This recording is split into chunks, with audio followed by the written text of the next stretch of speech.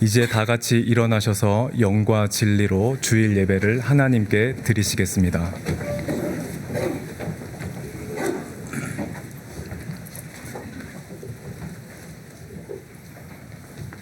시와 찬송과 신령한 노래들로 서로 화답하며 너희의 마음으로 주께 노래하며 찬송하며 범사의 우리 주 예수 그리스도의 이름으로 항상 아버지 하나님께 감사하며 그리스도를 경외함으로 피차 복종하라. 아멘.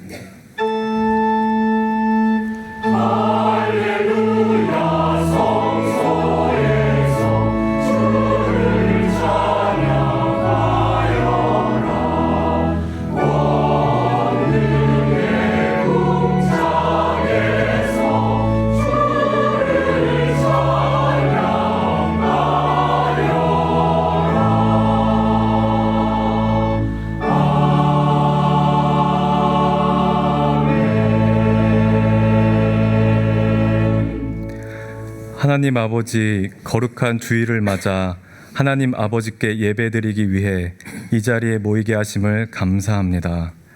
지난 한 주를 되돌아볼 때에 우리의 삶에 주님의 공급하심과 은혜 없이 한순간도 살아간 적이 없음을 고백합니다.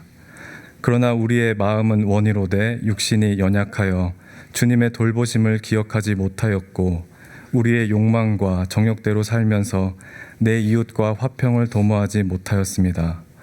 이 시간 주님의 보혈로 우리를 하나로 묶어주시고 우리 안에 시와 찬송과 신령한 노래들로 주님의 이름을 찬송케 해주셔서 우리의 아버지 되신 하나님께 감사하길 원하며 예수 그리스도 안에서 서로가 복종하기를 먼저 하게 되는 삶의 예배로까지 우리의 믿음이 나아가게 해주십시오.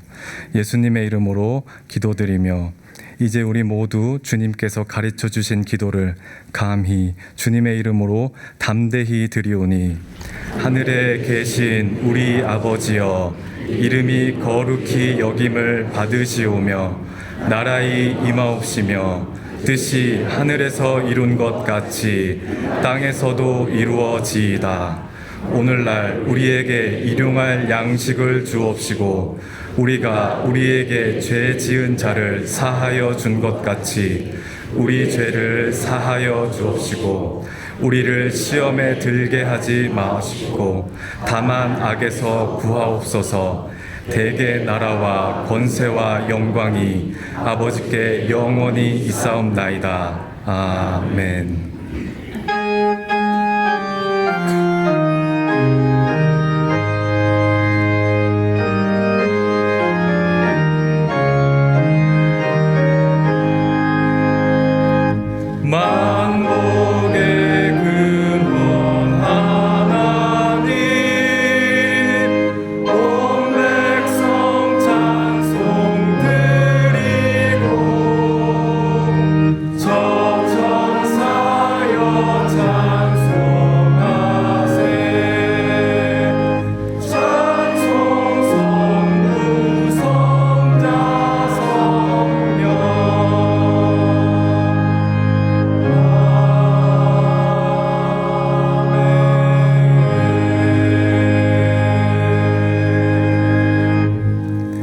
교동문 11번을 함께 교독하시겠습니다. 교동문 11번입니다.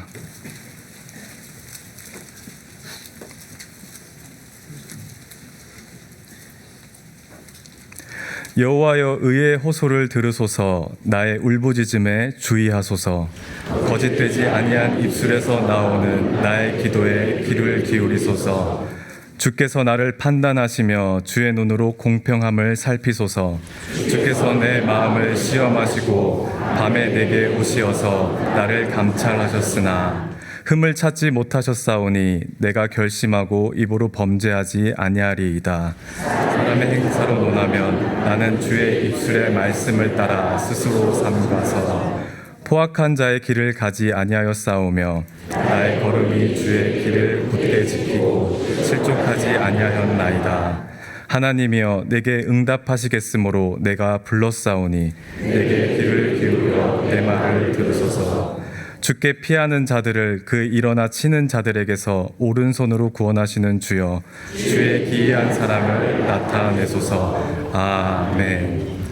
전능하사 천지를 만드신 하나님 아버지를 내가 믿사오며 그 외아들 우리 주 예수 그리스도를 믿사오니 이는 성령으로 잉태하사 동정녀 마리아에게 나시고 본디오 빌라도에게 고난을 받으사 십자가에 못 박혀 죽으시고 장사한 지 사흘 만에 죽은 자 가운데서 다시 살아나시며 하늘에 오르사 전능하신 하나님 우편에 앉아 계시다가 저리로서 산자와 죽은 자를 심판하러 오시리라.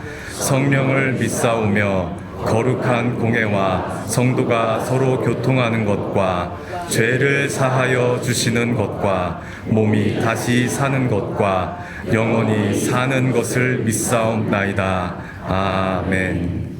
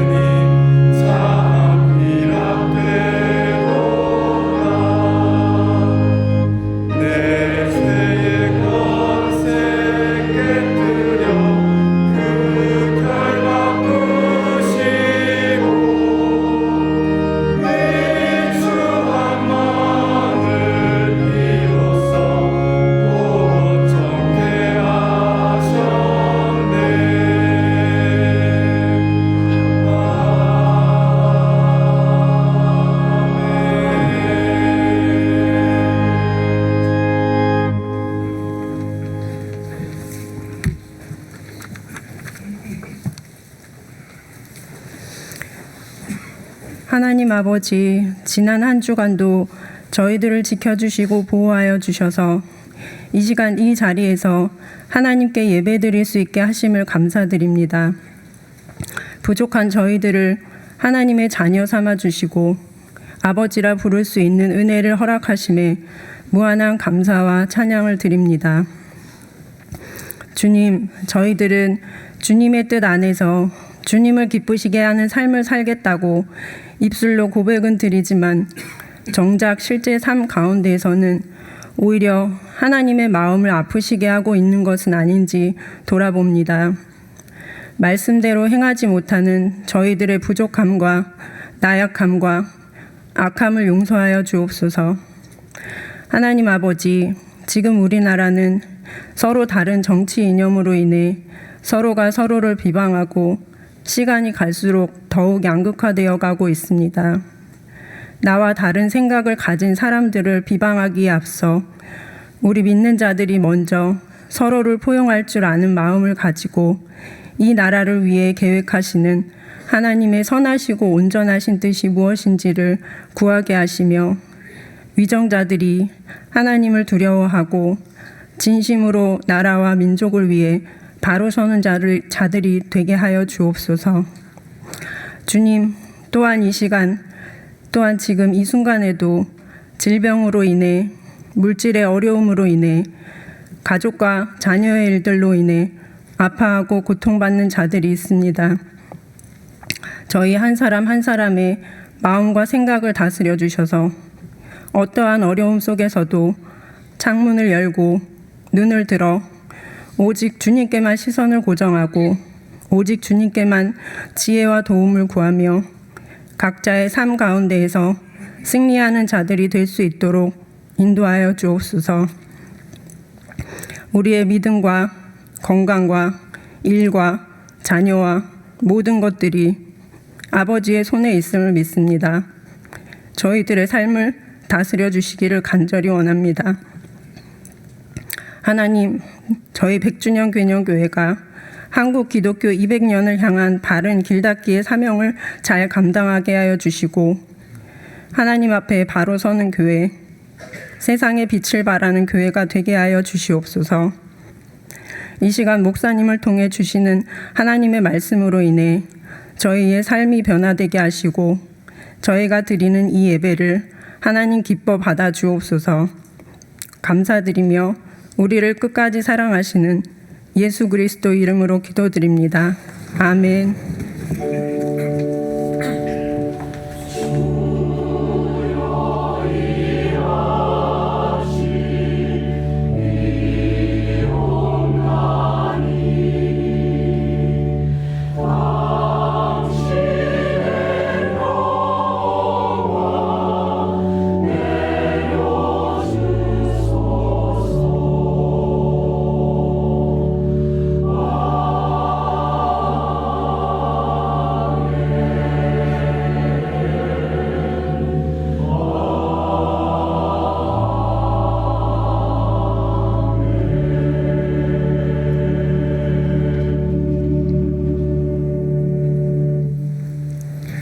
교회 소식을 알려드리겠습니다. 제27회 중보기도 특별기도회가 무릎을 꿇고라는 주제로 이번 주 화요일과 수요일 오전 10시 30분에 홍보관 예배실에서 열립니다. 강사는 정환조 목사님과 유영진 목사님이며 한국 교회와 우리 사회 그리고 인류를 위해 기도하기 원하시는 분들은 누구든지 참여하실 수 있습니다. 개인 기도 제목이 있는 분들은 기도카드 또는 홈페이지 팝업을 통해 기도 요청해 주시면 함께 기도하겠습니다. 다음 주일은 나눔 주일입니다. 이번 나눔 물품은 마포구의 합정동, 망원동, 성산동 이웃 및 기관을 위해 사용됩니다. 교우님들의 많은 참여 부탁드립니다. 제53회 유아 세례식이 6월 30일 주일 오후 6시에 홍보관 예배실에서 있습니다. 유아 세례를 원하는 가정은 유아 세례 신청서를 제출하시거나 홈페이지 신청 및 안내에서 신청해 주시기 바랍니다. 기타 봉사팀 모집 내용과 나머지 교회 소식은 주보를 참고해 주시기 바랍니다.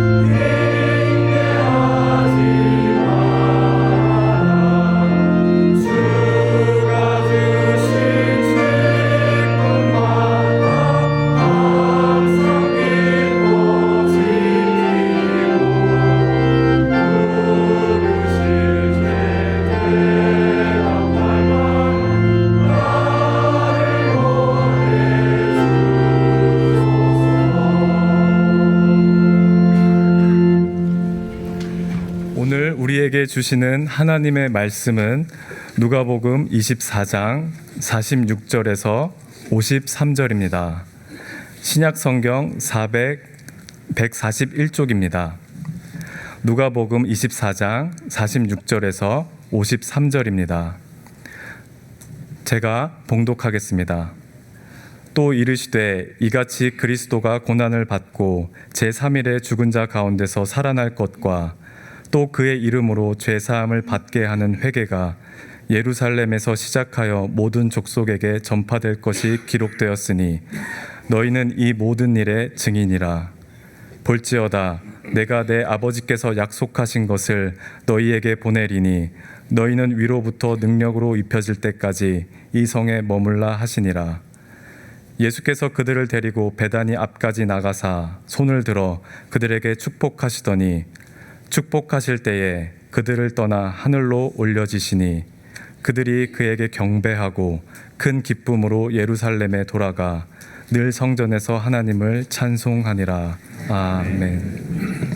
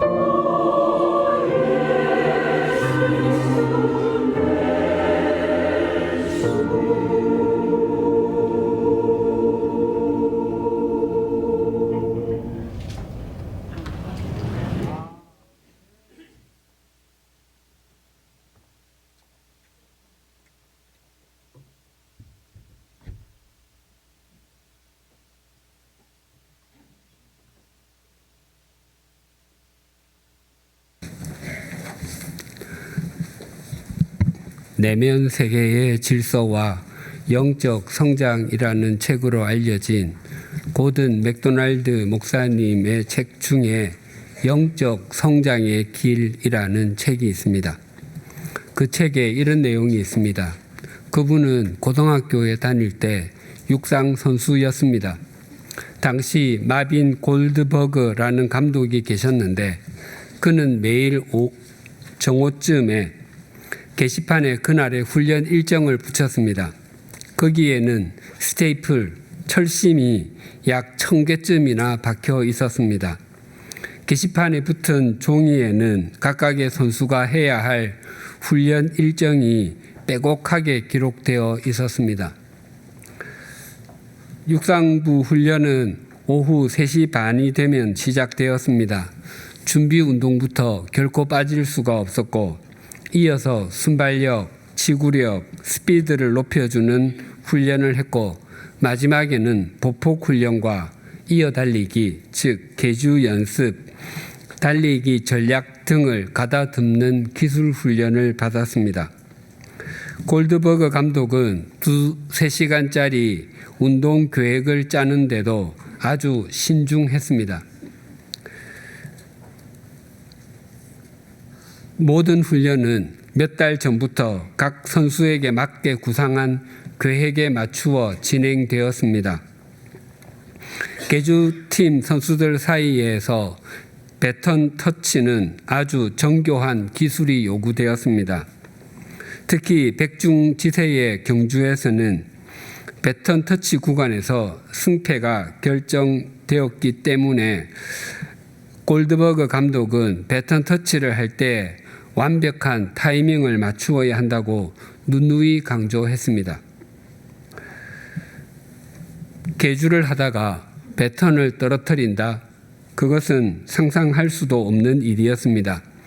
전력 질주를 하면서 배턴 터치 훈련을 하다 보면 녹초가 되었습니다.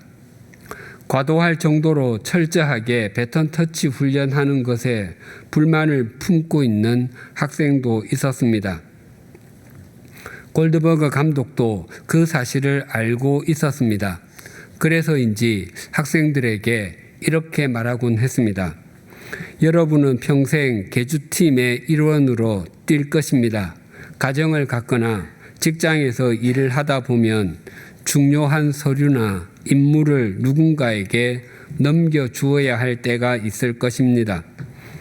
인생에서 대부분의 실수가 발생하고 문제가 시작되는 곳이 주고받기가 이루어지는 바로 그 시점입니다. 그러니 지금 배턴 터치 훈련을 잘 배우면 나중에 더 중요한 것을 넘겨줄 때 좋은 본보기가 될 것입니다. 그러나 고든에게 10대 시절의 배턴 터치는 그저 막대기 하나 주고받는 일에 불과했고 오랜 세월이 지나고 나서야 감독의 깊은 뜻을 이해할 수 있었습니다.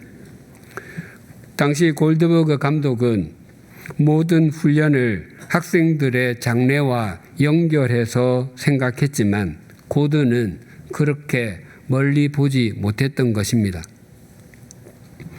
고든은 고등학교 3년 동안 거의 매일 오후 스파이크 운동화를 손에 들고 게시판 앞으로 가서 그날의 훈련 계획을 살폈습니다. 훈련의 내용이 쉬웠던 적은 한 번도 없었습니다. 그래서 처음에 몇 번은 훈련 내용을 바꾸기 위해 여러 가지 잔꾀를 부려보기도 했습니다. 감독님, 오늘 제가 400m를 10번이나 달려야 한다는 것이 정말입니까? 감독님, 지구력 강화 훈련 8km라고 적혀 있는데 혹시 잘못 쓰신 것은 아닌지요? 감독님, 어제는 200계단 오르내리기를 12번이나 했습니다. 그런데 오늘은 또 15번을 해야 된다는 것이 사실입니까? 하지만 감독은 자신이 세운 계획에서 절대 물러서지를 않았습니다. 그는 협상하는 타입이 아니었습니다. 그는 고든을 포함한 다른 학생들이 능히 해낼 수 있다는 것을 굳게 믿고 있었습니다. 골드버그 감독은 자신이 가르치는 학생들이 단지 육상만이 아니라 그들이 더 큰 책임을 져야 할 때 맡은 일을 감수할 수 있는 사람으로 키우려고 했던 것입니다. 고든 맥도날드 목사님은 지금도 인생의 크고 작은 일에 핑계를 대고 싶을 때마다 감독의 음성이 들려오는 듯 하다고 합니다. 고든, 훈련이 얼마나 중요한지 알고 있지. 체력을 훈련을 통해서 어떻게 경주에 대비해야 하는지 많이 얘기하지 않았니? 체력이 전부다. 날마다 꾸준히 훈련할 때 체력이 단련된단다. 그와 똑같이 영혼의 운동도 계속해라. 고든 맥도날드 목사님이 그 책을 쓸 때는 칠순이 가까웠을 때였습니다. 그런데 그 당시 그의 서재에는 여전히 나무로 만든 배턴이 있다고 합니다. 그것은 고등학교 대항 1600m 계주에서 우승할 때 팀원들이 들고 뛰었던 것입니다. 그리고 그 위에는 동료 선수들의 이름이 모두 적혀 있습니다. 가끔 잉크가 바랜 그 이름들을 살필 때면 그들에 대한 기억이 떠오른다고 합니다. 그들은 전우였고 행복한 소수였습니다. 골드버그 감독은 그들을 한 팀으로 연합해 주었습니다. 오늘 본문은 계주 경기에서 배턴 터치하는 것과 같은 장면을 전해줍니다.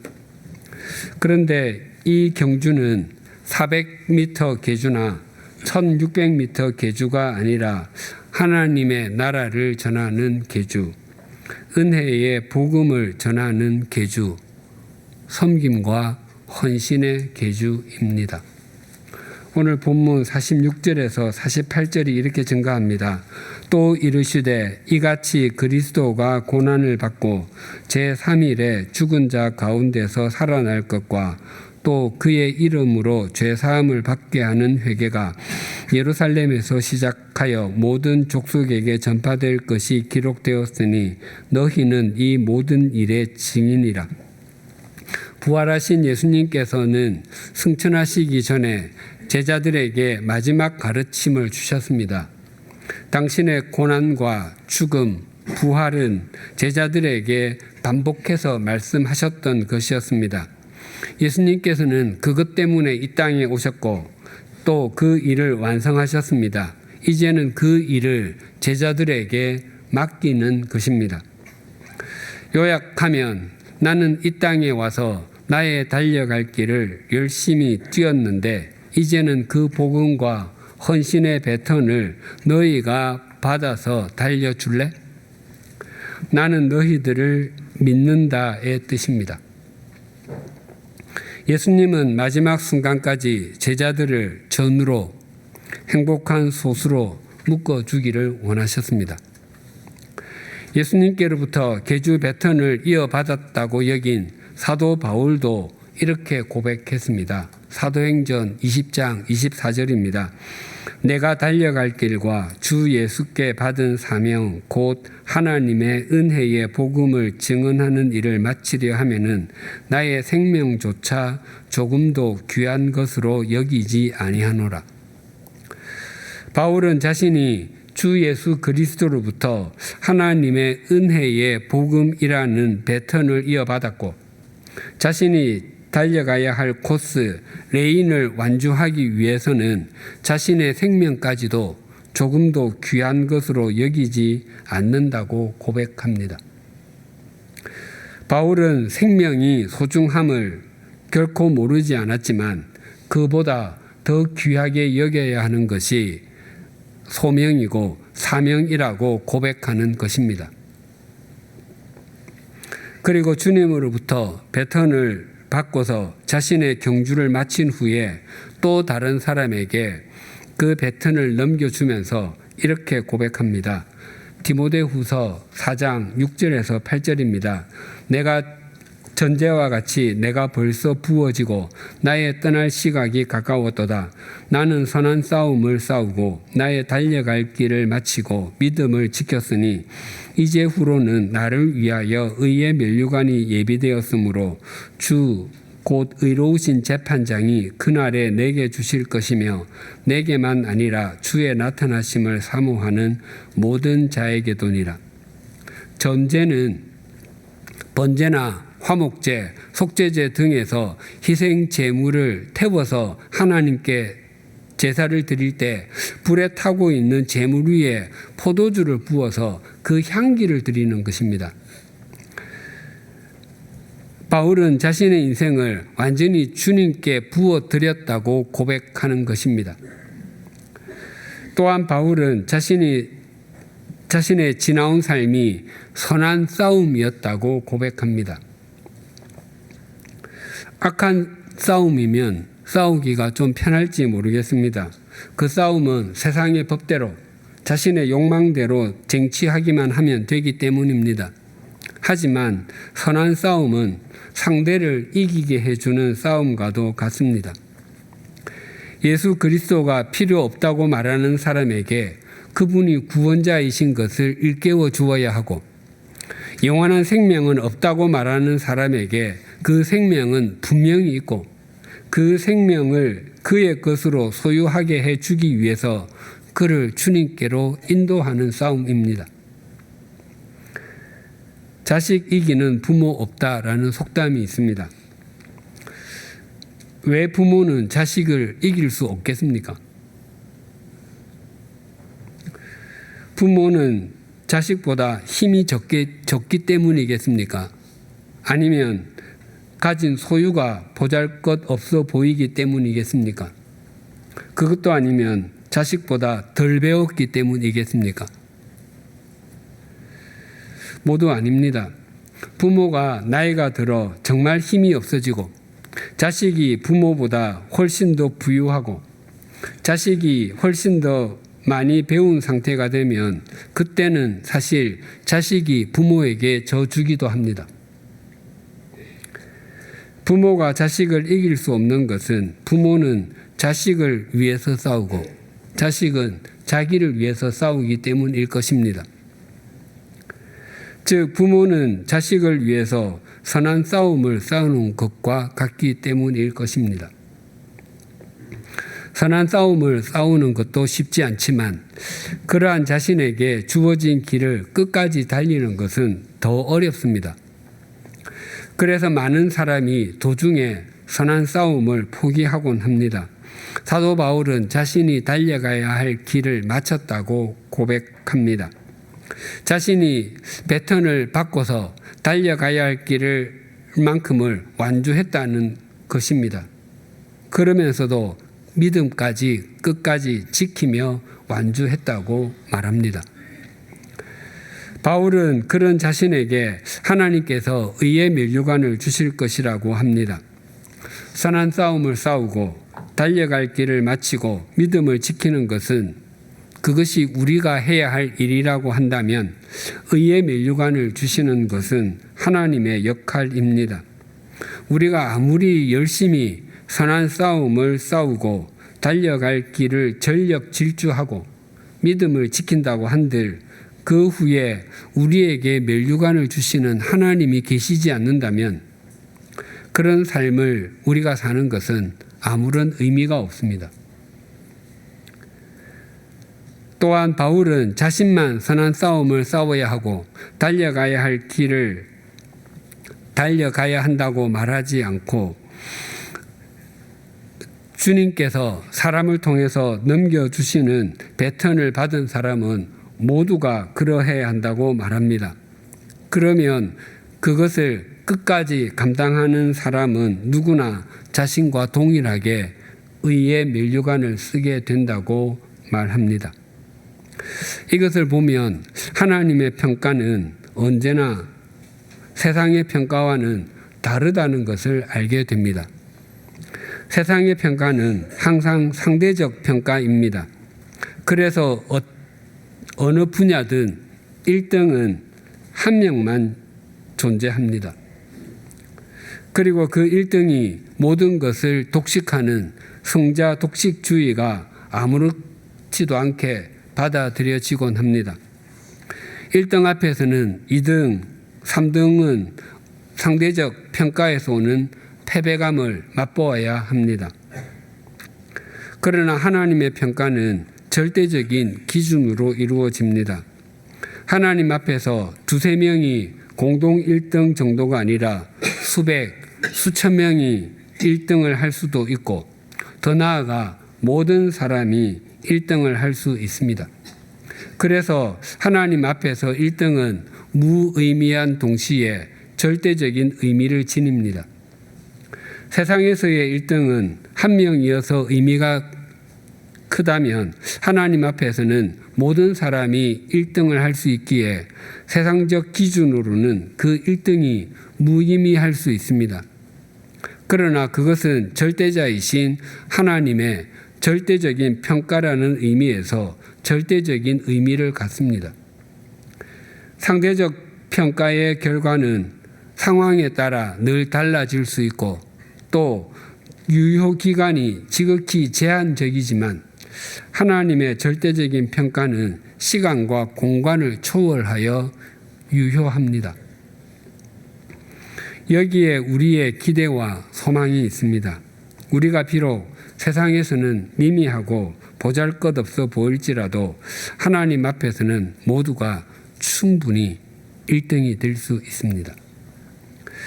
예수님의 제자들이 예수님으로부터 배턴을 이어받아 하나님의 나라를 전하는 계주, 은혜의 복음을 전하는 계주, 섬김과 헌신의 계주를 이어가기 위해서는 마지막 한 가지 아주 중요한 훈련이 남아 있었습니다. 49절이 이렇게 증가합니다. 볼지어다 내가 내 아버지께서 약속하신 것을 너희에게 보내리니 너희는 위로부터 능력으로 입혀질 때까지 이 성에 머물라 하시니라.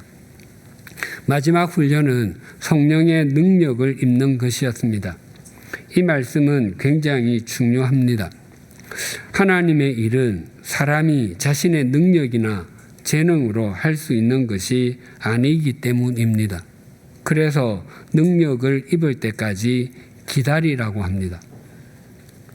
그리고 위에서 오는 그 능력은 우리가 입는 것이 아니라 우리에게 입혀지는 것입니다. 그래서 이 49절에서 가장 강조되는 단어는 내가입니다. 헬라어는 동사의 의미가 다양합니다. 그래서 동사의 의미의 형태를 보면 주어의 성, 즉 남성, 여성, 중성과 수, 단수와 복수를 대부분 알 수 있습니다. 그래서 주어가 대명사일 때는 동사만 쓰고 주어는 쓰지 않았습니다. 주어를 쓰지 않아도 주어가 누구를 가리키는 것인지 충분히 알 수 있기 때문입니다. 하지만 주어를 강조해야 할 때는 주어가 대명사이어도 주어를 사용했습니다. 예수님께서 이 말씀을 하시면서 주어인 내가를 쓰셨습니다. 그것은 예수님께서 내가 반드시 약속한 성령을 보내어 주겠다. 내가 꼭 너희들의 힘만으로 사역하지 않도록 함께 하겠다라는 의지를 표현하시는 것입니다. 그 후에 예수님께서는 이렇게 말씀하셨습니다. 50절에 이렇게 증가합니다. 예수께서 그들을 데리고 베다니 앞까지 나가사 손을 들어 그들에게 축복하시더니 올림픽 육상 트랙 경기에서의 양대 산맥은 미국과 자메이카입니다. 우리나라에서 양궁과 쇼트트랙의 국가대표로 뽑히는 것이 올림픽에서 메달을 따는 만큼이나 어렵습니다. 미국과 자메이카에서는 육상에서 특히 100m와 200m 국가대표로 뽑히는 것이 그러합니다. 올해 7월에 제33회 2024 파리 올림픽이 열립니다.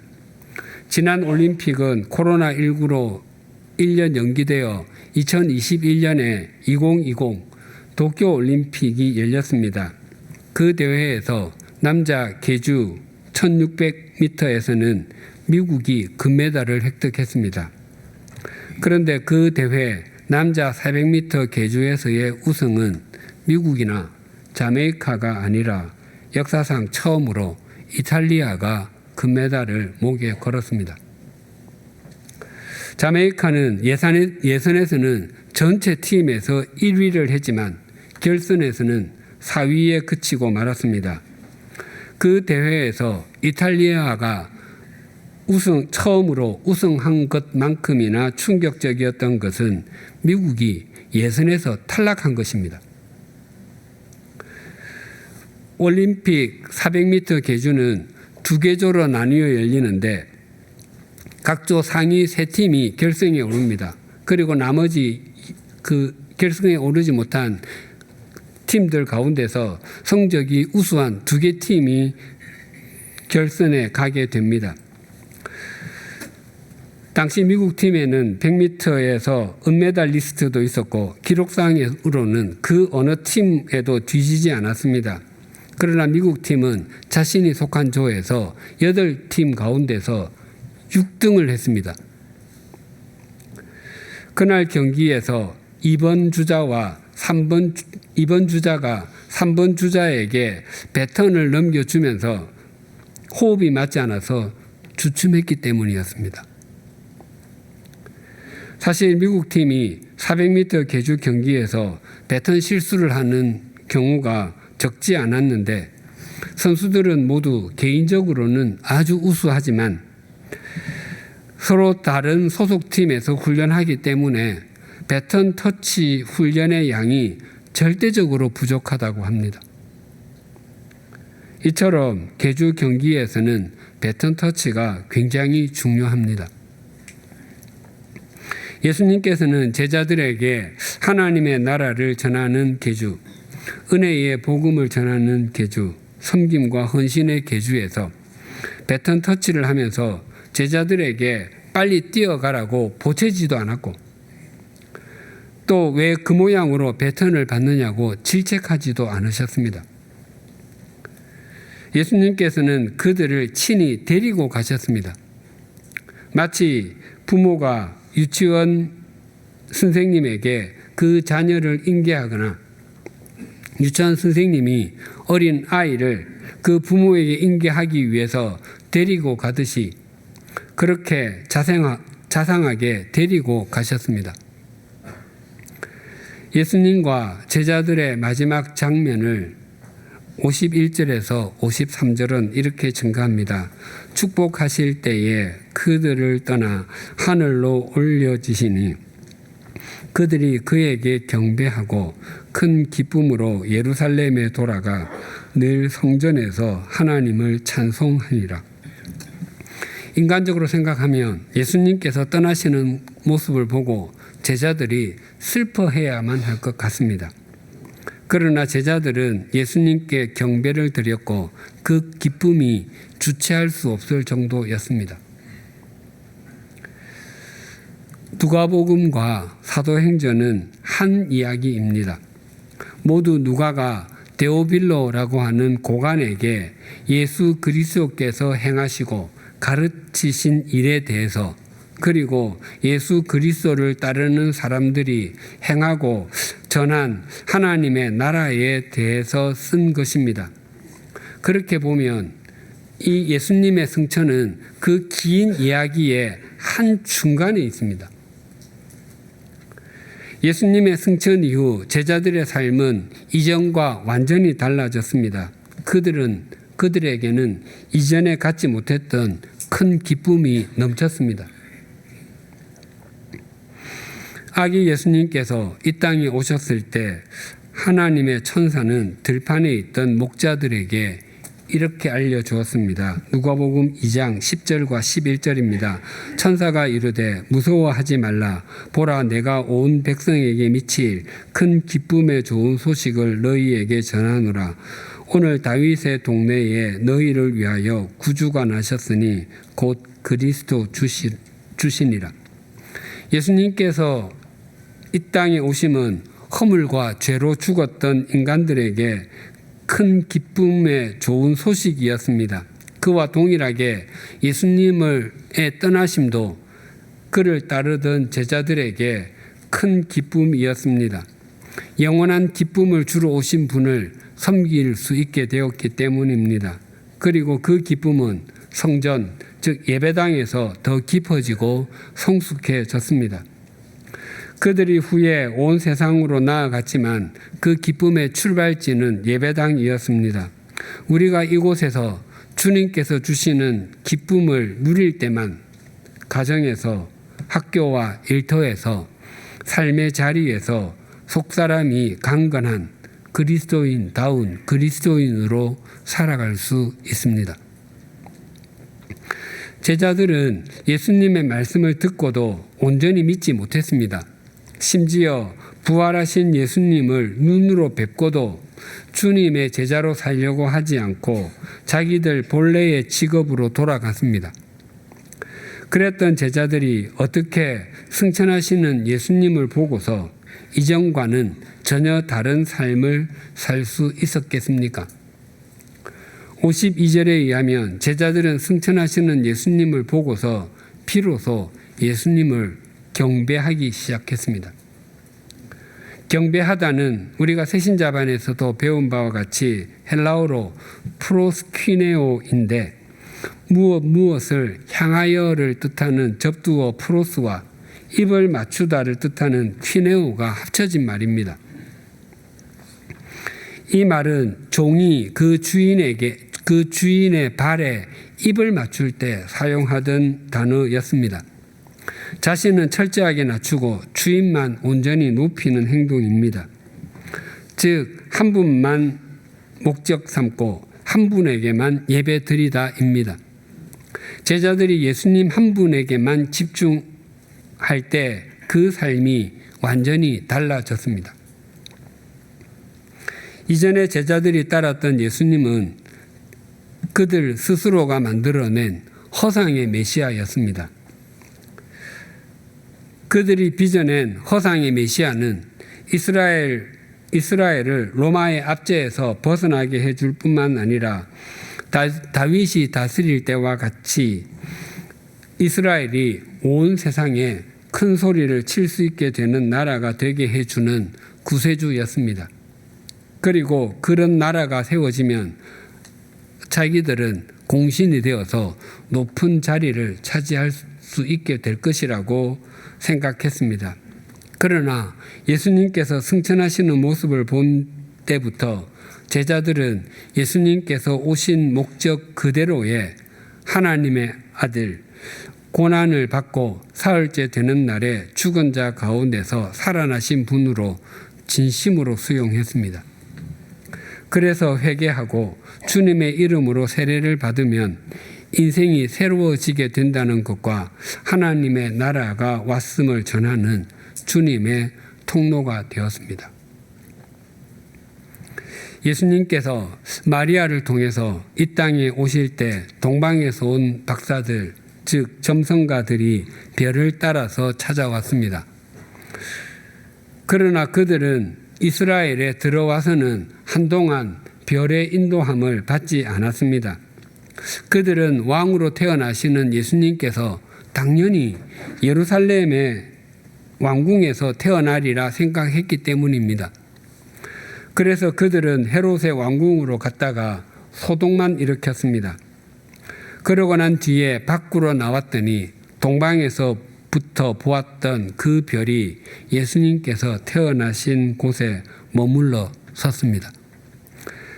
마태복음 2장 10절과 11절입니다. 그들이 별을 보고 크게 기뻐하더라.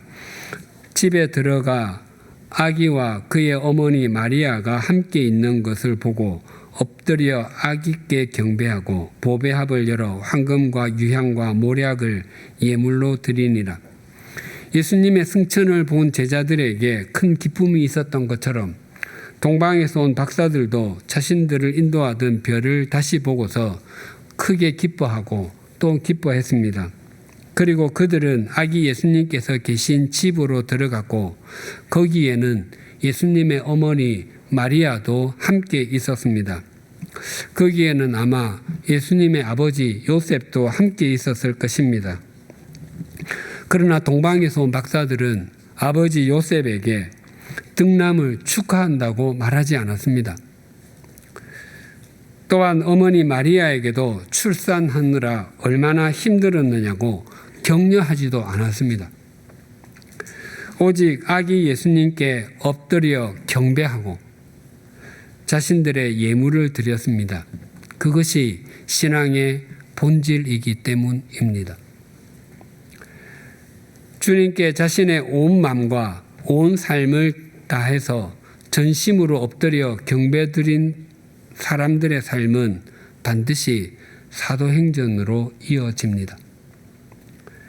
제자들은 스스로가 인생의 중심이 되려고 하지 않고 중심으로 주님을 섬겼을 때 새 역사의 주인이 되었습니다. 그들은 배운 것도 많지 않았고 가진 것도 없어 세상적으로 보면 초라하기 짝이 없는 사람들이었지만 그들이 주님께 엎드렸을 때 주님께서는 그들을 통해 하나님의 나라를 전하게 하시고 세상을 새롭게 하셨습니다. 오늘이 누가복음을 마지막으로 전하는 주일입니다. 제가 누가복음을 처음 전한 때는 2014년 8월 24일 주일이었습니다. 제가 첫 설교에서 누가복음을 전하는 이유를 이렇게 밝혔습니다. 누가복음과 사도행전은 누가에 의해서 기록되었습니다. 사도행전이 누가복음의 후편이라면 누가복음은 사도행전의 전편과도 같습니다. 이재철 목사님을 통해서 사도행전의 말씀을 듣고 있는데 사도 베드로와 사도 바울을 위시해서 여러 사도들과 많은 그리스도인이 어떻게 그런 신실한 삶을 살 수 있었는지 그 이유를 설명해 주는 것이 누가복음입니다. 그것은 그들에게 영원한 생명을 주시기 위해서 십자가에서 피를 흘려주신 예수 그리스도 때문이었습니다. 그 예수 그리스도가 어떤 분이신지는 누가복음에 아주 잘 나타나 있습니다. 우리의 삶을 사도행전으로 가꾸어 가기 위해서는 예수 그리스도가 어떤 분이신지를 깊이 배워야 합니다. 누가복음을 살펴봄으로써 이전에 알았던 예수님이 더 깊이 새겨지기를 소망합니다. 또한 우리가 제대로 그리고 바르게 그리스도인의 삶을 살아가려고 하면 세상은 언제나 세속적인 가치관으로 우리를 무너뜨리려고 합니다. 우리를 세속적인 가치관에 함몰되지 않게 하고 그리스도인의 삶, 하나님의 자녀다운 삶을 살게 해주는 것은 오직 예수 그리스도이십니다. 그 주님이 주인공이신 누가복음을 살펴가면서 우리의 삶과 신앙이 더욱 성숙하여 주님을 닮아가기를 소망합니다. 우리가 우리 삶의 자리에서 주님을 향해 창문을 열고 주님만을 경배하며 오직 주님과 주님의 말씀만을 목적 삼는다면 우리는 마지막 숨을 내어 쉬는 순간까지 주님의 통로가 되고 우리 삶의 기록은 우리 각자의 행전이 될 것입니다. 그래서 우리가 우리에게 주어진 삶의 길을 믿음으로 달려간 후에 또 누군가에게 믿음의 배턴을 전달해 주는 믿음의 완주자가 될 것입니다.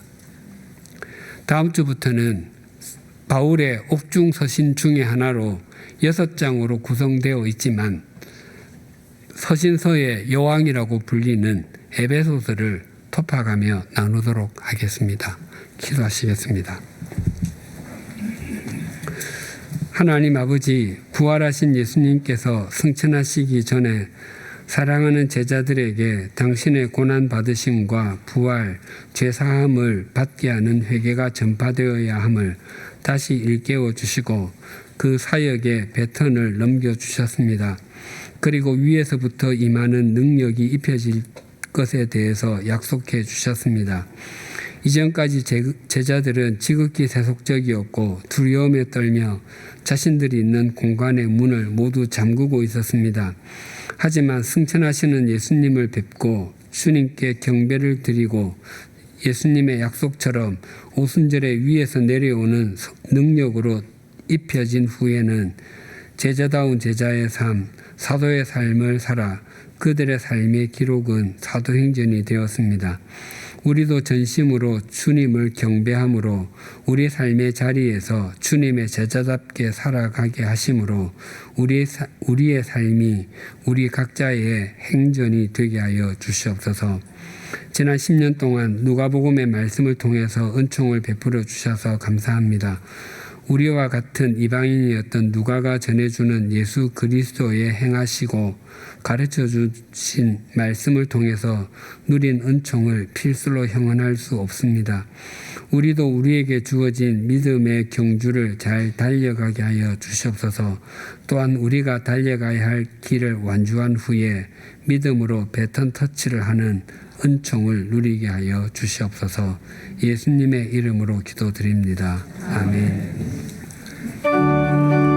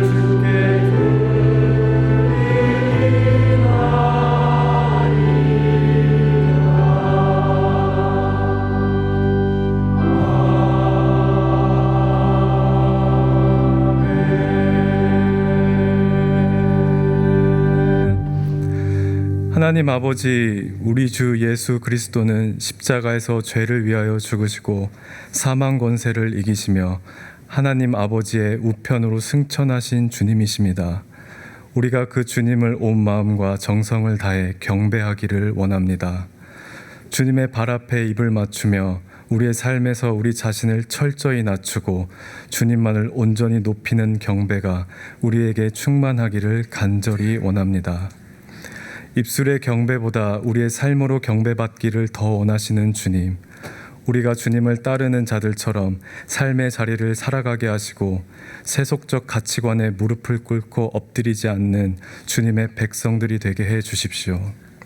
하나님, 우리의 마음과 정성과 사랑을 담아 주님께 헌금을 드립니다.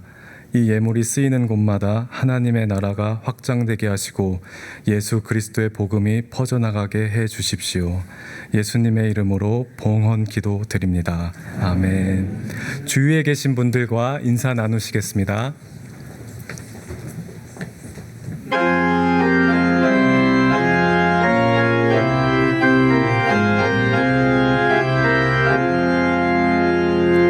나 맡은 본분은 구주를 높이고 문 열어두어도 잘 인도하리라. 부르심 받들어 내 형제 섬기며